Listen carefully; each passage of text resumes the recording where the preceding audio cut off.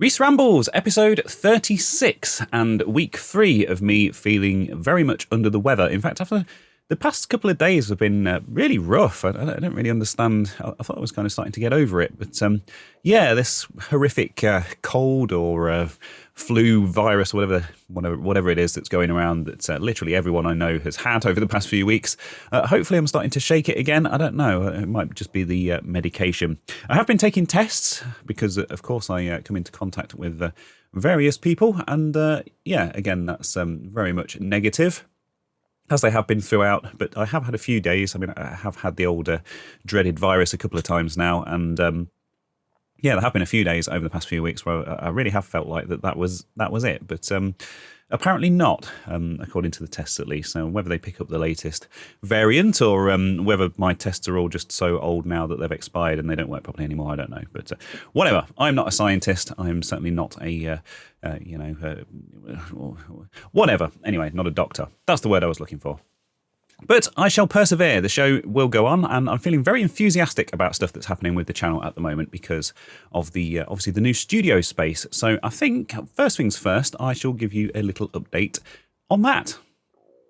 So if you're not a patron or a supporter of mine, you won't have seen this. Well, you probably will have seen the pictures that I posted on social media, some slightly cryptic pictures. And yeah, there's also a channel in my Discord server where I'm keeping supporters updated on my progress. I think it's only fair as they're the ones that are kind of funding all this after all. But yeah, I've posted a few pictures, and I have this concept. Now, there's some spoilers here for what I think is going to be my next video. So yeah, if you're looking forward to kind of being fresh on all of the, the latest developments in the new studio space, then perhaps look away now. Although if you're watching this on YouTube, you can already see what I'm talking about. But I've posted a picture of some computers on some shelving, some racking, as I would describe it. Obviously, if you're a regular viewer of my channel, you'll be familiar with my kind of iconic orange and blue racking that is next to me, ever present, and has been for the past couple of years now since I remodeled the room. And what I've done is I've bought the dark grey version of that, which looks really, really classy, especially as the all of the metalwork in the office, like the windows and the doors and stuff, are basically the exact same shade of dark grey, which is more look than judgment.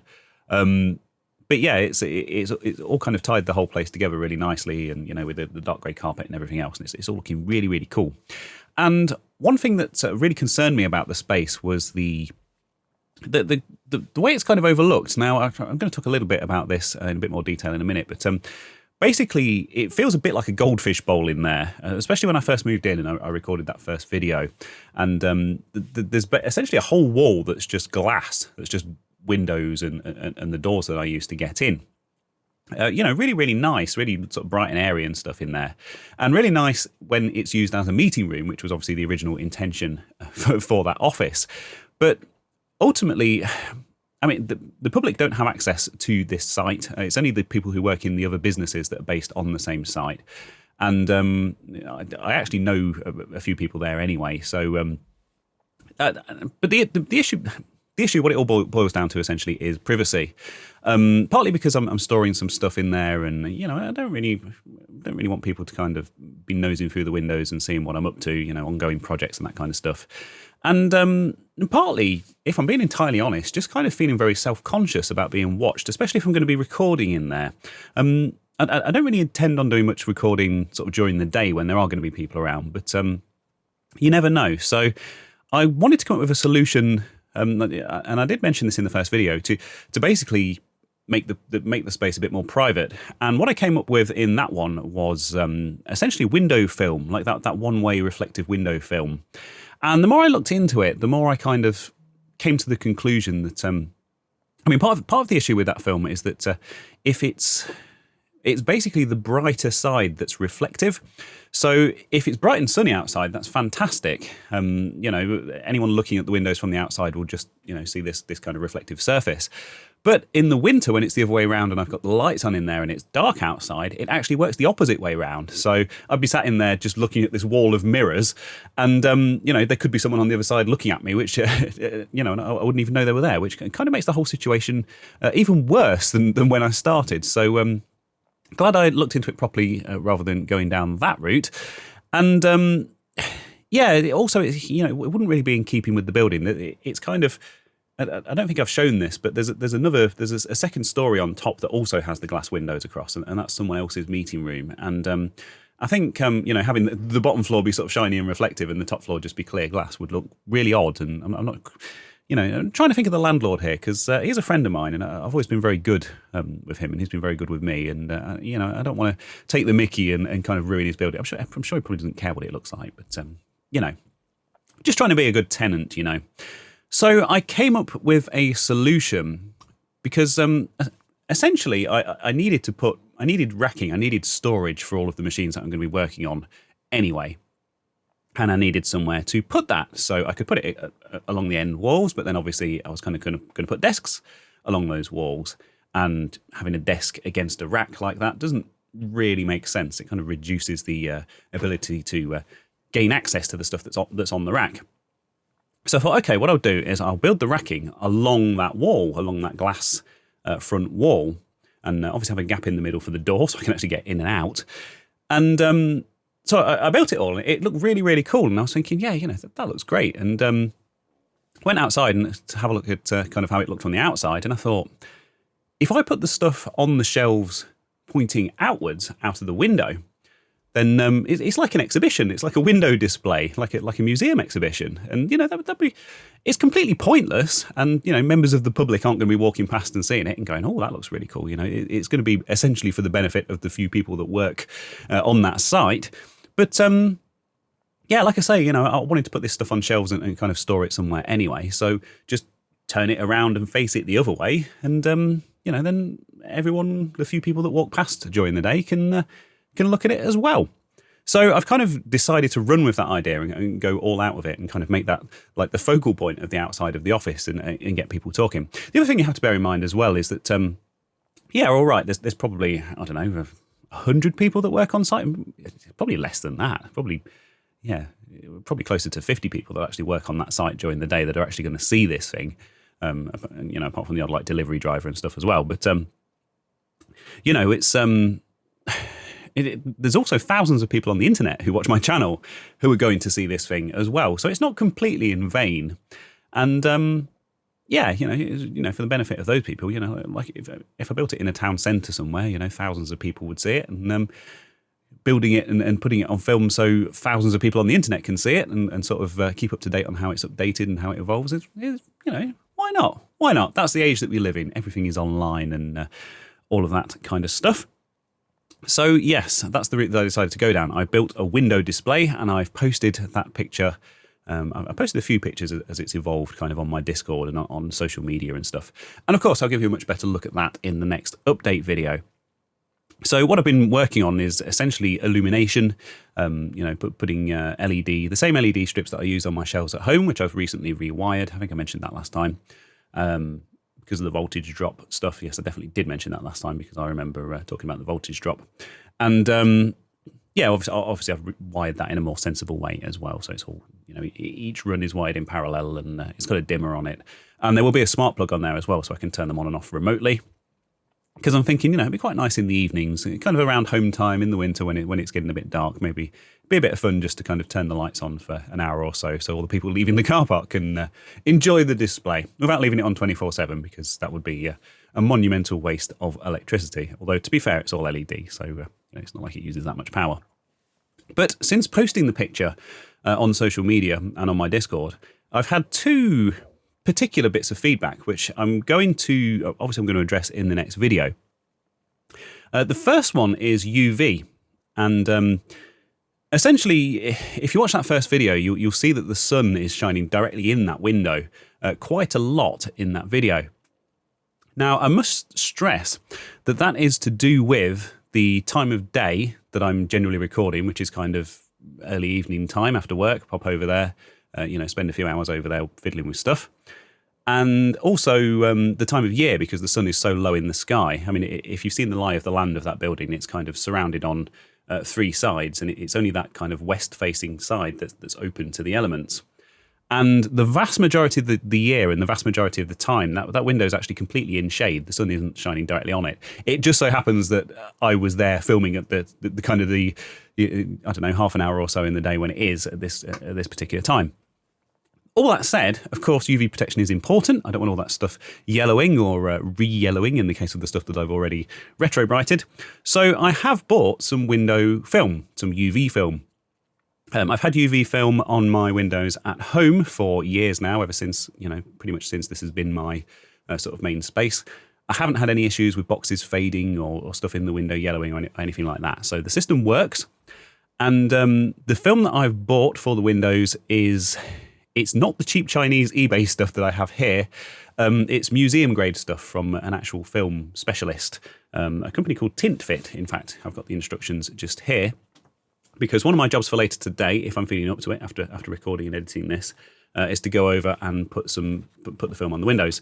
So what I'm going to do is I have the racking. So essentially that front window is divided into 6 equally sized sections, and the outer 2 on each side are the ones that have the racking in, and the middle 2 are the doors, although I don't use one side. Obviously I only use a single door rather than opening both, because that would be silly.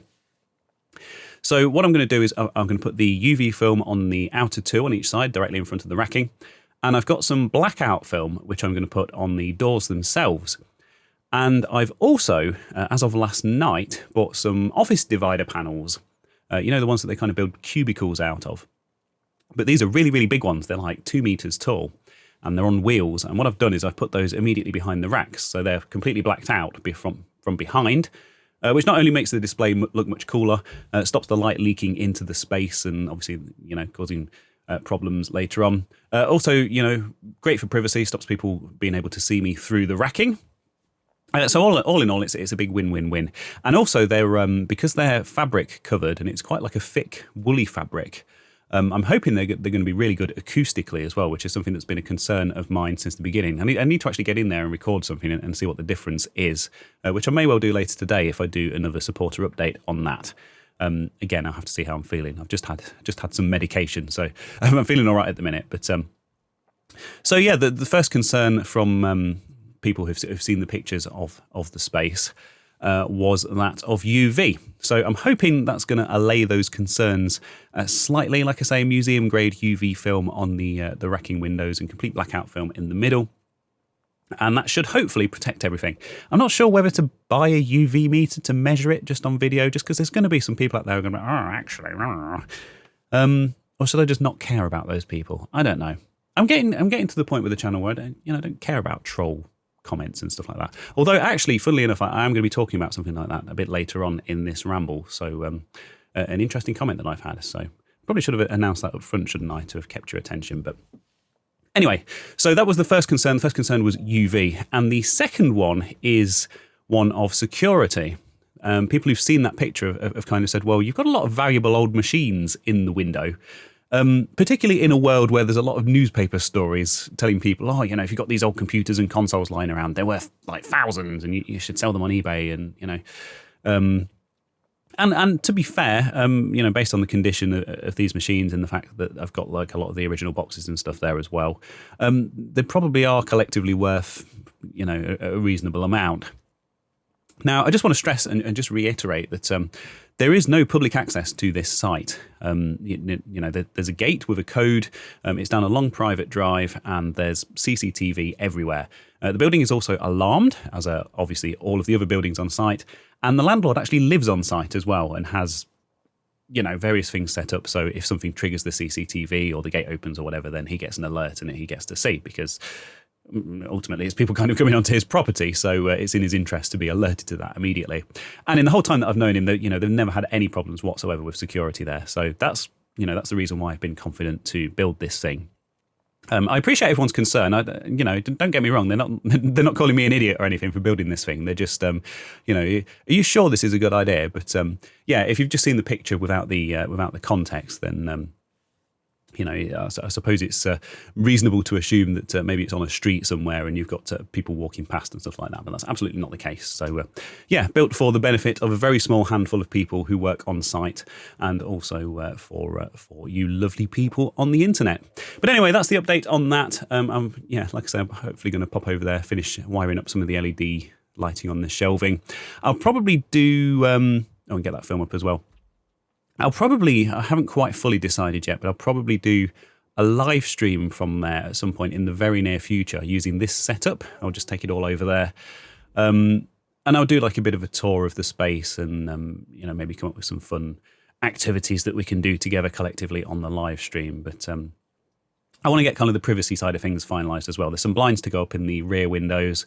Nobody goes around there. There's no reason for anyone to go around the back of the building. But, you know, just because I've done the front, I may as well do the rear. Also helps me to control the light in there for filming and stuff as well. You know, particularly at this time of year, like I say, when the sun's so low in the sky and kind of shining through the windows. But anyway, that's kind of the office update. And yeah, I suppose I should get on to the main subject of this ramble. Although to be fair, I think that's pretty much become the main subject. But anyway, yeah, that's the office update. So, the title of this ramble, very interesting, very intriguing, very clickbaity. And it's all based on a comment that I've had. Although, to be fair, I occasionally get this sentiment from people in the community, and I occasionally get messages and stuff like that. And it does make me think. It does make me wonder. And I just want to say up front that I don't usually share my comments and stuff like that. I know a lot of people find it quite cathartic to share like negative comments that they've had. And I also want to say that I don't really want to, I'm not really sure whether to perceive this as a negative or not, or just as a suggestion, because it's really hard to sort of tell people's intention in text form. But yeah, a few times in the past, I've had people sort of send me projects that are going on in the Atari world, particularly the Atari ST, which of course was the first computer that, well, not the first computer I ever had, but it was a big part of my childhood, and my childhood STE is kind of a prominent part of my set here. And of course, also, I collect Atari stuff. I mean, I've got everything from like their first home Pong machine all the way up to, you know, the Jaguar and everything in between, all their plug-in TV consoles, all their kind of major consoles, you know, 8-bit computers and the ST and all that kind of stuff. So I'm a huge fan of Atari as a company and as a brand. But one thing that I don't really do, and I've not really been known for over the years, is kind of engaging with the Atari community online. And yes, there is an Atari community. Obviously, there's fantastic forums like Exos and Atari Age and Atari Forum. In fact, Atari Age was actually recently acquired by Atari itself, by the current owners of the brand. So it'll be interesting to see what happens there, because a lot of like preservation stuff that goes on over there, and there has been some concern that Atari are going to try and sort of snatch all of that up and kind of lock it away rather than leaving it publicly available. But so far, I'm not quite sure how long it's been. Probably, I think about a month or so. So far, that's not come to fruition. So hopefully, touch wood, hopefully it's all going to work out fine. But yeah, there are all those great Atari forums. I have mentioned them in some videos of mine, and I have used screenshots. And you know, occasionally I'll go on there and I'll ask a question, you know, get some clarification on something. And all of the Atari Panther research that I did, which was the console that was cancelled it was from sort of 1988-ish, kind of the predecessor to the Jaguar. All of that research basically came from the Atari forums. I worked really, really closely with a guy called Ross Silliphant, who'd been posting, you know, loads of stuff on there over the years, and I kind of collected it all together and put it on my webpage and on a page on my website. And I was essentially the intention was that I was going to make a video kind of covering the complete history of that. There's a very interesting story about all of that, which I don't think I'm quite ready to go into yet, but there's a reason that video hasn't happened yet. But so yeah, I do kind of engage with the community in that way, but I'm not a big part of it, and I don't spend all day sat on the forums talking to people, and you know, I don't go to Atari events and stuff, and I've kind of come up against some criticism over the years because of that. And I had a comment on my my first studio build video. So let's stop beating around the bush and let's take a look at this comment.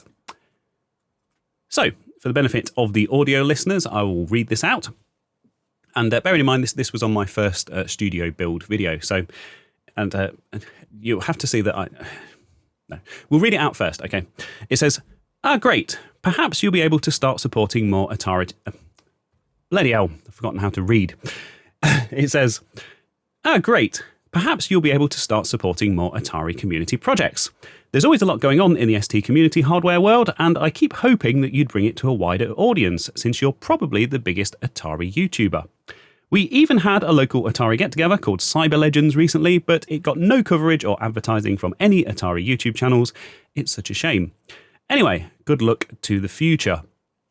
Now, I just want to say, for those of you watching the YouTube version of this, I have blurred out the avatar and the name of that person. I don't want you to go and find this comment and reply to them. I don't want you to give them any trouble, because ultimately it's a suggestion for the future of the channel. It can be perceived in a negative way. It can be perceived as someone having a go at me for not engaging with the community. But I'm a big boy. I can fight my own battles. But I thought it was interesting. I thought it was an interesting talking point. And I actually posted a reply as well, which I decided to interpret this as not in a negative way. So I replied accordingly, and my reply was, agreed. I must admit I'm a bit all over the place with this stuff, and I do have an ideal platform to put more of a spotlight on the Atari community here in the UK. I was aware of Cyber Legends, but unfortunately I'd already made plans for that weekend. It's actually fairly local to me as well. I'll pencil it in for next year, as it would be good to give it some coverage. And I mean that. I stand by that. As it happens, there is a video coming out on RMC, on Neil's channel this week, covering our weekend in the cave that I mentioned a couple of rambles ago.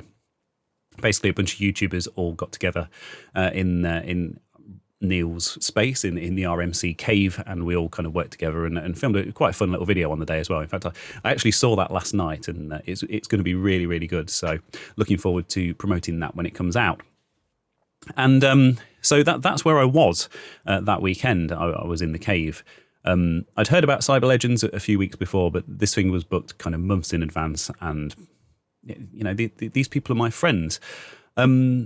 So there are some interesting thoughts about this whole thing about engaging with the Atari community, and I have thoughts on this. Of course I do. That's why I'm mentioning it here in a ramble, because that's how I share my thoughts.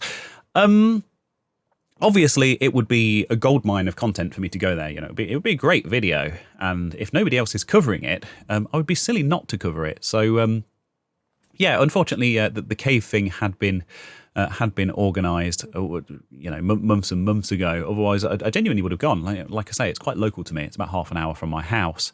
So, it would have been very cool to see that and to share it with my viewers. But as it happened, I'd already committed to something with a lot of kind of very good friends of mine, and I didn't want to let them down. So that's ultimately how that came about. But there's kind of this broader thing of me being an Atari YouTuber. Now, I am a YouTuber who makes videos about Atari stuff, but I think if you go down and kind of scroll through my my videos on my channel, there's not, the proportion of Atari stuff is kind of relatively low, considering it's kind of the main focus of my real life collecting. And the reason for that is because the stuff that I cover on my channel is basically whatever kind of takes my interest at any given time. And ultimately, I know Atari. I know all the story behind the company. I know all the machines and the consoles and stuff. And longer term, over the lifetime of the channel, I will be covering those. But something new will come along, like, I don't know, so IBM PCs or something that's kind of a really important part of computing history. I'm not saying Atari isn't, but something that's a really kind of important part of computing history, and I get a chance to get hands-on with it and kind of share that with my viewers. I'm kind of more interested in learning about stuff that I don't know about already, and that's why that's the kind of stuff that gets covered on my channel. And there's this core of people who kind of see me as an Atari channel, and that's kind of what they want from me and what they want to see from me. And ultimately, there is this whole conversation around, it's kind of your audience that choose what you are. As people sat here in front of the camera churning out these videos, we don't really have a say in kind of how we're perceived. We can try and steer it in a particular way, but ultimately, if some, the majority of people sat watching my videos see me surrounded by all this Atari stuff, and I keep making videos about Atari stuff, even if it's not kind of the main focus of the channel. In their mind, I am an Atari YouTuber. So I think it's only reasonable for them to sort of turn around and say, well, hang on a second, there's been this big Atari event and you haven't covered it. That's not fair. And I think there's a lot of merit in that way of thinking. And perhaps I do need to kind of focus more on that. And ultimately, if I give the people what they want, that drives a lot of views to my channel and kind of helps to grow the channel in kind of a selfish way. But then there is kind of another aspect to it, and this specific comment, I don't think is coming from this place. But I have had some in the past where people have sent me community projects and stuff, and it's essentially along the lines of you've got this huge platform, you should cover my friend's project because they put a lot of work into it. And it's like, and it's the same kind of deal with sponsors and stuff as well. And it's like, I'm not going to cover something just because somebody else wants me to, essentially. I get it. There's all these great open source projects out there, little hardware gadgets and things to kind of enhance these old computers and stuff. And I've covered a lot of them on my channel.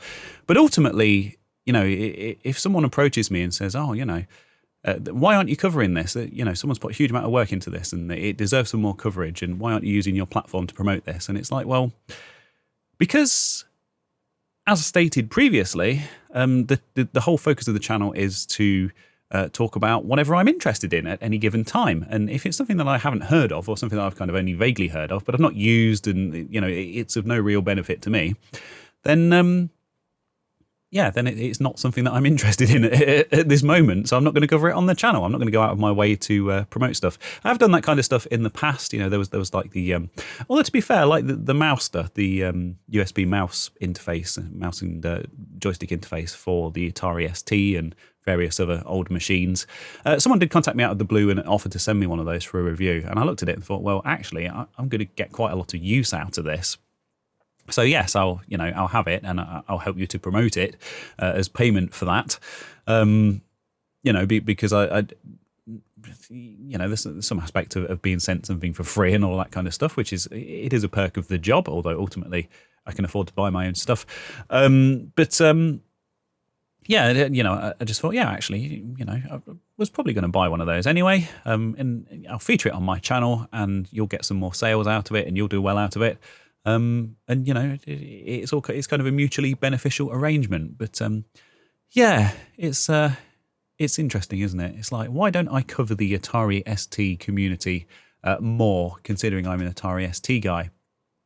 And I suppose to condense it down, the answer to that is I cover what I'm interested in at any given moment. And if I'm not currently fiddling with that particular aspect of the Atari ST, then I'm not going to cover it.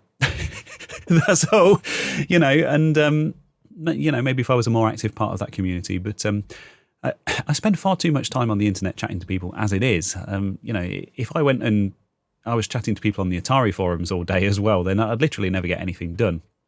Not that I don't want to be a part of that community, and it's not that I don't want to engage with them, but there are only so many hours in the day. But anyway, I'm starting to make it sound like this has kind of had a negative effect on me, but actually it's got me thinking. It's got me thinking, something that's kind of been at the back of my mind and kind of bubbles up to the forefront every so often. So I thought I would share those thoughts with you. But anyway, I think that's pretty much all I have for this week. I'm still feeling pretty rough.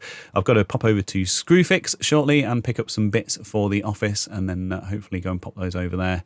Of course, do this window tinting thing. I need to read these instructions and work out exactly what I need to do, because I kind of half-arsed it when I did it at home, and it's been all right. But I want to do a nice job of it. I want it to kind of look perfect.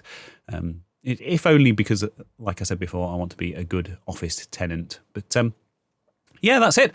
Hope you're all enjoying your weekends. I'm going to be on This Week in Retro once again this weekend. I think it's like the third or the fourth time I've been on there talking about retro stuff, and with the wonderful Dave and Chris as always. So look out for that one. That will be out today, same day as this. I will update it if I remember. I will update and put the link to that in the notes and the description and whatnot. But that's all I have for you today. So thank you ever so much for listening, and thank you for joining me. Look out for that, and also look out for me appearing amongst many fantastic British retro YouTubers on Neil's channel, RMC The Cave, in the coming days as well. So exciting stuff. Lots and lots of Reese for your delectation. That's all. That's it. Goodbye.